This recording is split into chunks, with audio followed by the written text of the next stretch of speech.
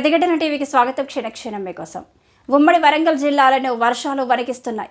భారీ వర్షాల కారణంగా రోడ్లు చెరువుల్ని తలపిస్తున్నాయి. రాయపర్తి మండలం మొరిపిరాల శివారులో జాతీయ రహదారిపై చెట్టు విరిగిపోయి రోడ్డుకు అడ్డంగా పడిపోవడంతో ట్రాఫిక్ స్తంభించిపోయింది. వాహనాలు ఎక్కడికక్కడే నిలిచిపోయాయి. దీంతో ప్రయాణికులు తీవ్ర ఇబ్బందులు పడ్డారు. వరంగల్ జిల్లా తోపనపల్లి వద్ద ఆర్టీసీ బస్సు వరద నీటిలో చిక్కుకుపోవడంతో ప్రయాణికులు తీవ్ర అవస్థలు పడ్డారు. వేములవాడ నుంచి మహబూబాబాద్కు శనివారం రాత్రి బయలుదేరిన ఆర్టీసీ బస్సు వరంగల్ జిల్లా వెంకటాపురం తోపనపల్లి మధ్య నిలిచిపోయింది.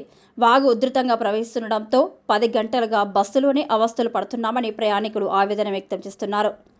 తాగడానికి మంచినీళ్లు కూడా లేక చిన్నపిల్లలు ఇబ్బందులు పడుతున్నారని తెలిపారు. అధికారులు స్పందించి తమను సురక్షితంగా గమ్యస్థానాలకు చేర్చాలని కోరుతున్నారు. మరోవైపు తెలంగాణ వ్యాప్తంగా జోరుగా వర్షాలు కురుస్తుండటంతో సూర్యుడు కనిపించకుండా పోయాడు. ఎటు చూసిన దట్టమైన మేఘాలు కమ్ముకున్నాయి. ఉదయం మధ్యాహ్నం అనే తేడా లేకుండా మొత్తం చీకటి అలుముకుంది. మరోవైపు ముసురుతో పాటు చలిగాలుల తీవ్రత కూడా పెరిగింది. చలిగాలి వీస్తుండటంతో ఇంట్లో నుంచి ఎవరూ బయటకు రావడం లేదు.